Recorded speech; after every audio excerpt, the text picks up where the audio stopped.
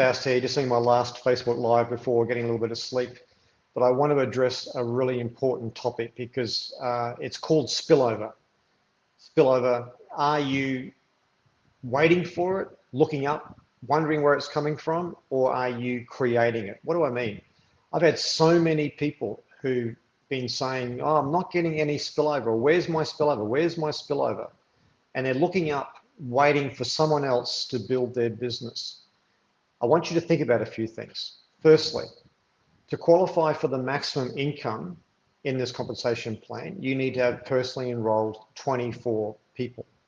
You need to have at least 3 and start building. So if you've only got 3 positions under each person, then if you're going for 24, the rest of your 21 have to go underneath those 3 and under some of their people. So you will create spillover, but you won't. And spillover is basically when somebody above you is sponsoring people and there's no vacant position. So the next vacant position is under you and they're spilling over their personal enrollees underneath you and you get to earn on that.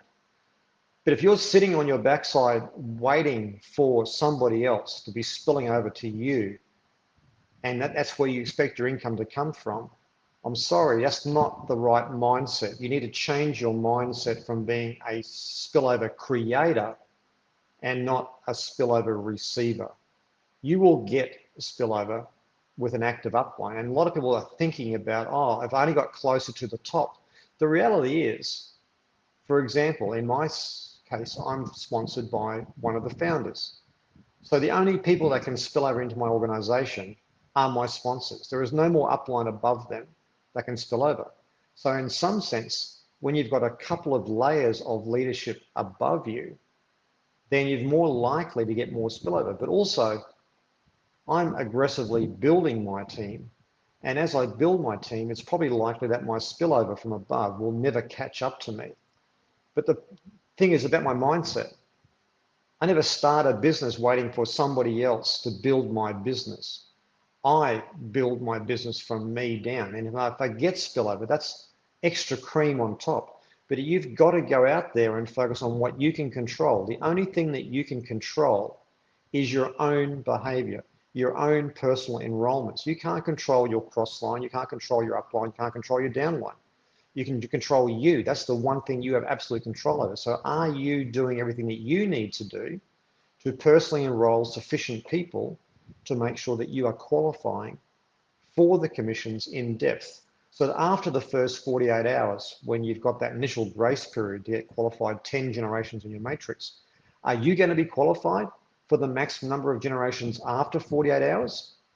The 48 hours is giving you an opportunity to go crazy and get busy and enrolling as many people as possible. So you've got the maximum depth foundation put in place. So change your focus. Stop talking about, am I getting enough spillover? Am I getting any spillover?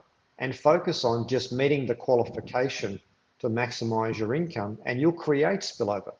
In the meantime, the upline above you who are also working for the same goals will ultimately create spillover. But focus on what you can control, not the things you can't control. Not only that, you're hearing about there's 20,000, 30,000, 40,000 people join the company. And some people are thinking, well, 40,000 people flowing into the top and they're spilling over everybody. That's not the case. For example, my team is one of 9 different key legs from the 3 top positions. That means that there are 8 other legs.